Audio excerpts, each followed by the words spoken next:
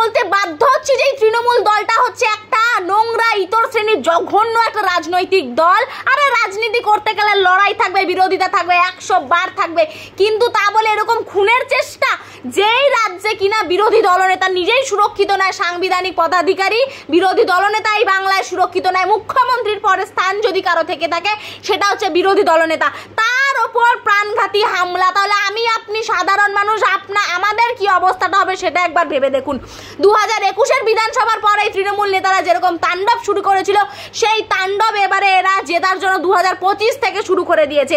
আর এর জবাবটা এবার বাংলার মানুষকে গণতান্ত্রিক অধিকার প্রয়োগ করে দিতে হবে এদেরকে।